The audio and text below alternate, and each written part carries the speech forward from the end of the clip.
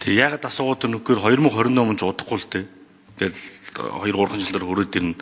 Тэгтэл бид нэр 2024 онд баталж ирсэн их хурлаас баталсан засгийн газрын мөрөө хөтөлбөр маань энэ үр дүндээ хүрч чадсан уу гэдэг л хамгийн ихний асуулт болж байгаа юм.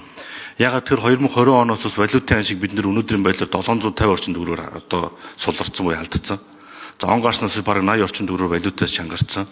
Эсвэргээр гол бидний нөгөө одоо $105 экспорт нүүрсээ экспортлно гэж ирсэн үн маань унтсан. Ингээд төсөөлж исэн орлого, төсөөлж исэн зардал хөрчийг хоёр тийш явчихж байгаа.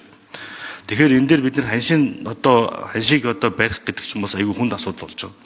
За тэгээд дээр нь одоо энэ гадаад нөхцөл байдал за яг ковид-ээр бол одоо Орос Украины гэж ярьж ирсэн. Одоо бол өнөөдөр шинээр үүсэж байгаа нөхцөл байдлууд бас энэ манай эдийн засаг яаж нөлөөлөх үү?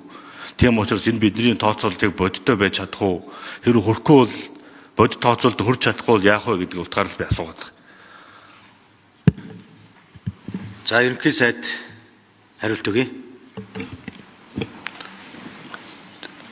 Тэгээ шижирэгч хүний санаа зовж байгааг ойлгож байна. Ерөөсөө гадаад эдийн засгийн нөхцөл байдал маш докторгүй урьдчилан таамаглах боломжгүй байгаа нь үнэ. Эдийн засгийн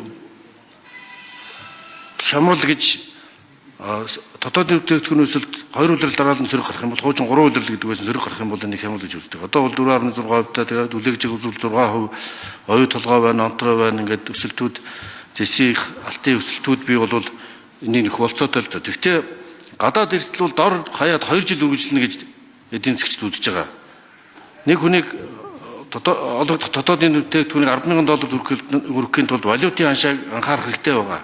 90 оноос хойш 41 дахин өндөр өссөн бол импортыг гэж үзсэн, экспортын орлого хязгаарлагдмал болсон, нэмэн үрдэгчин гэсэн үйлдвэрлэл дотоодын үйлдвэрлэлийг дэмжихгүй ажлын байр бий болохгүй ийм эдийн засгийн бүтцийг өөрчлөхгүйгээр бид нар ханшийг доктортой болох боломжгүй.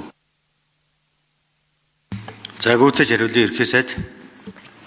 Уул уурхайгаас хэд хамааралтай эдийн засаг маань мөчлөг өсвөрсөн эдийн засгийн бодлогын явуулахыг шаарддаг. Ийм ч учраас бид нөгөө хориг тавьж төсөвдөр алдагдлыг бууруулах чиглэл барьж ирсэн. Тэгэхээр эдийн засгийн өсөлтийг 6%-аас дээш байлгаж ижил дотоодын бүтээгдэхүүнийг $10,000 хүрэх боломж нээгдэнэ. Өнөөдрийн нөхцөл байдал эдийн засгийн эрсдлүүдийг тооцож үзэхэд бол томоохон төсөл мягийн хөтөлбөр хэрэгжүүлээд саний өөрчлөлтүүдийг хийхэд бол болцоотой. Гэхдээ гадаад нөхцөл байдал урьдчилан таамаглах болцоогүй байгаа гэдэг нь бол байдал. Эдийн засгийн өсөлт цаарсан болохоос биш хямрал болоогүй. Ийм учраас бид $10,000 хүрэхийн төлөө ажилланаа. 2024 онд бол эдийн засгийн шокыг давж орлогын өсөлтийг хадгалах боломжийг бүрдүүлэхийн тулд төсвийн сахилга утаа сайжруулсан хэмнэлтийн төсвийн тодтгол хийж бид энэ зорилтынхаа эхний алхмыг хийнэ. Түрүү хэлсэн тэр оптекийн гэрээнүүдийг дахин шалгах шаардлагатай экспортын